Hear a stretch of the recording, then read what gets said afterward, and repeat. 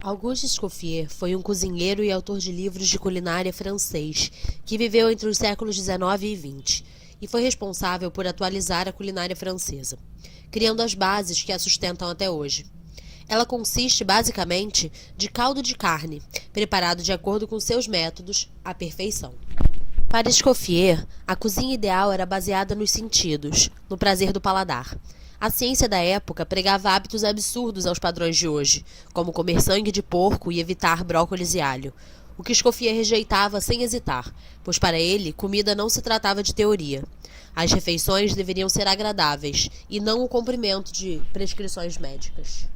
Além de saborosa, a comida deveria ser requintada, artística.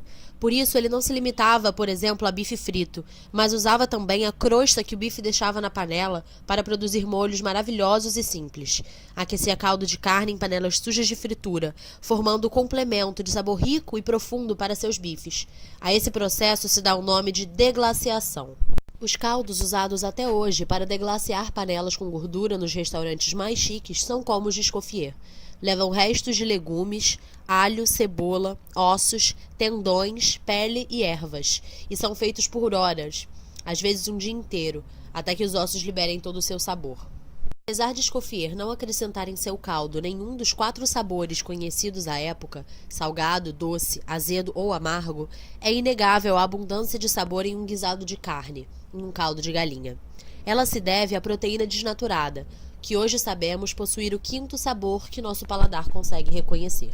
A esse sabor chamamos umami, palavra japonesa para delicioso, que nada mais é que a percepção do L-glutamato por nossas papilas gustativas, um aminoácido derivado da proteólise.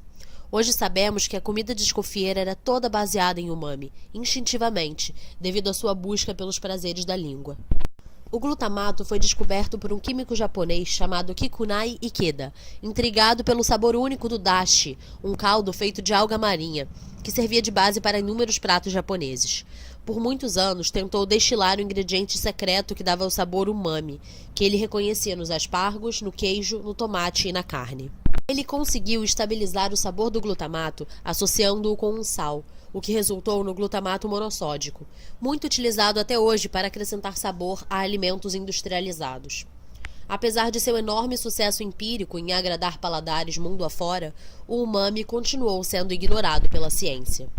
Desde Demócrito, acreditava-se que a língua só era capaz de perceber, mecanicamente, os 4 sabores conhecidos, salgado, doce, azedo e amargo, e o umami era até pouco tempo atrás tratado como uma excentricidade da culinária japonesa, em busca de um conceito abstrato de deleite, pois não podia ser explicado pela ciência.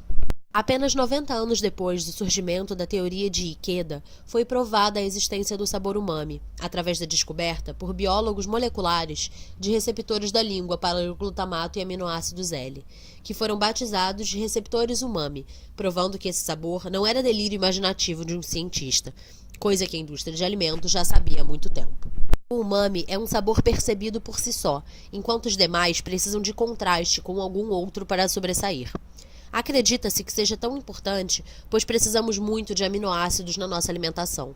De fato, herbívoros detestam o sabor umami, e o leite humano tem 10 vezes mais glutamato que o leite de vaca. Outro componente do sucesso da culinária de Escoffier, e que só teve sua importância descoberta pela ciência tempos depois, é o aroma dos pratos e sua temperatura elevada.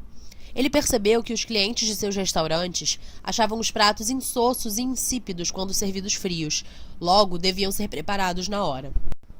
Esse método ia de encontro à culinária francesa da época, que tinha em Marie-Auguste Carême seu expoente, e era baseado em buffets com pratos esculturais, que ficavam enfileirados em grande quantidade, à temperatura ambiente, mais preocupados com a beleza da forma e a ostentação dos ingredientes do que com o sabor da comida.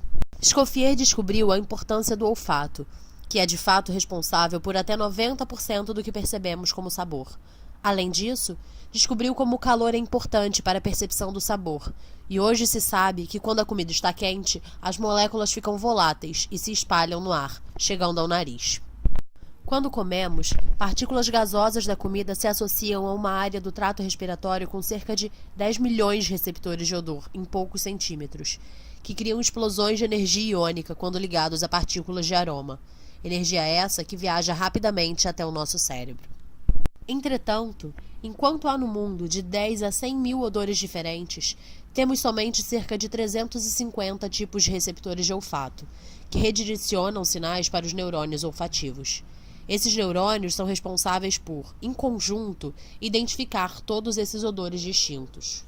Neurocientistas são capazes de mapear os neurônios olfativos do cérebro, relacionando cada aroma com sua topografia específica, mas não são capazes de explicar como essa informação desconexa é percebida pelo indivíduo, ou seja, quem sintetiza a informação do cheiro.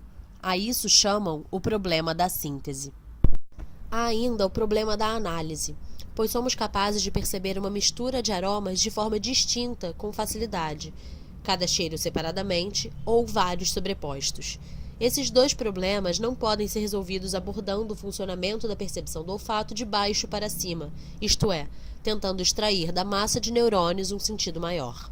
Para complicar mais, nossa percepção olfativa tem caráter subjetivo, pois interpretamos um aroma sentido de acordo com o contexto. De olhos vendados, podemos confundir o aroma de queijo parmesão com vômito, pois ambos são ricos em ácido butírico. Entretanto, esse tipo de erro dificilmente ocorreria na vida real. Hoje se sabe que a percepção de prazer que um prato proporciona está associada também a todo o contexto em que nos inseríamos quando ele foi servido, coisa que Escoffier já intuía. Seus restaurantes buscavam agradar o psicológico dos clientes, desde a sofisticação no nome dos pratos à decoração requintada, tudo contribuindo para a sensação positiva que a comida provocava.